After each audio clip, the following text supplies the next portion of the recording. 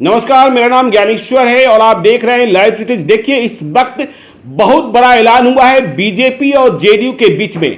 भूपेंद्र यादव केंद्रीय मंत्री, बीजेपी के वरिष्ठ नेता पटना आए हुए हैं और उन्होंने नीतीश कुमार से बातचीत की है। इसके बाद प्रेस कॉन्फ्रेंस हुई है भूपेंद्र यादव की। संजय जायसवाल मौजूद रहे हैं, ताराकिशोर प्रसाद मौजूद रहे हैं और जेडीयू की ओर से मंत्री विजय चौधरी मौजूद रहे हैं, उमेश कुशवाहा स्टेट प्रेसिडेंट मौजूद रहे हैं। और यदि प्रेस कॉन्फ्रेंस के मायने निकालें तो बिहार एनडीए में अब सिर्फ 3 पार्टियां दिखाई पड़ रही हैं एमएलसी के चुनाव में, और ये पार्टियां हैं बीजेपी, जेडीयू और पशुपति पारस की रालोजपा।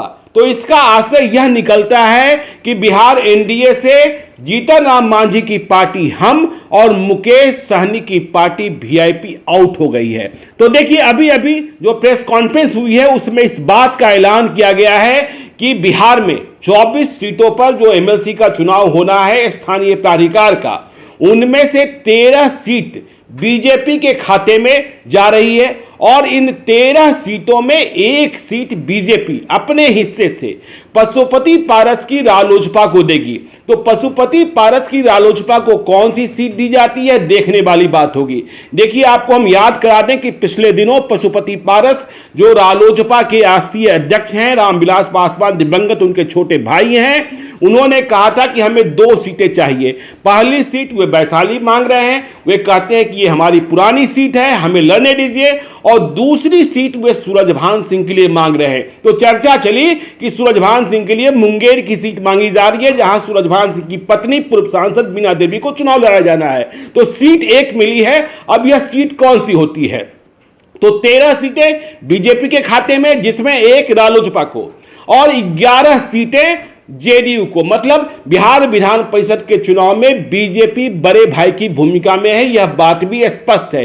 11 सीटों पर बिहार विधान परिषद का चुनाव जेडीयू लड़ेगी और 13 सीटों पर, जिनमें पारस भी शामिल हो गए, बीजेपी लड़ेगी। तो यह फैसला अभी हो गया है और इस फैसले से जाहिर तौर पर मायूसी, झटका लगा है जीतन राम मांझी की पार्टी हम और मुकेश सहनी की पार्टी वीआईपी को। मुकेश सहनी तो यह कहते रहे कि उनके ही बूते बिहार में सरकार चल रही है। सही बात भी है कि जो जीतन राम मांझी के विधायक हैं और मुकेश सहनी के विधायक हैं, उनके बूते ही बिहार में नीतीश कुमार की सरकार बनी है। आज जो प्रेस कॉन्फ्रेंस हुई उसमें भूपेंद्र यादव ने नीतीश कुमार की तारीफ की और कहा कि 16 वर्षों के शासन में नीतीश कुमार ने शासकीय और सामाजिक दृष्टिकोण से बिहार के लिए बहुत काम किया है, हम आगे भी साथ रहना चाहते हैं। तो यह इस वक्त की बड़ी खबर आ रही है। अब देखना यह है कि मुकेश सहनी क्या स्टैंड लेते हैं। मुकेश सहनी ने पिछले दिनों कहा था कि यदि 4 सीटें नहीं मिली तो हम 24 सीटों पर लड़ने के लिए तैयार हैं। देखिए, बिहार विधान परिषद का जो यह चुनाव है,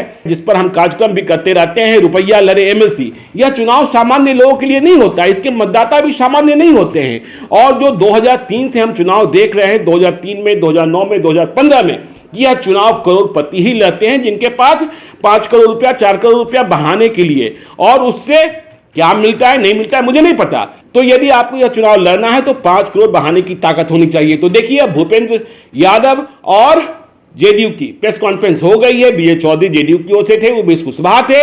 अब जीतन राम मांझी और मुकेश सहनी क्या कहते हैं, हम पार्टी का स्टैंड क्या होता है और वीआईपी का स्टैंड क्या होता है, यह देखने वाली बात होगी। लेकिन इस वक्त की बड़ी खबर कि जेडीयू और बीजेपी ने आपस में सीटों का बंटवारा कर लिया है और वीआईपी और हमको कोई तवज्जो नहीं दी है। तो देखते रहिए लाइव सिटीज को। यदि अब तक आपने हमारे यूट्यूब चैनल को सब्सक्राइब नहीं किया है, जरूर कर लीजिएगा। और यदि इस वीडियो को आप फेसबुक पेज के माध्यम से देख रहे हैं तो पेज को लाइक कीजिएगा, ट्विटर पर भी हमें फॉलो कीजिए। धन्यवाद।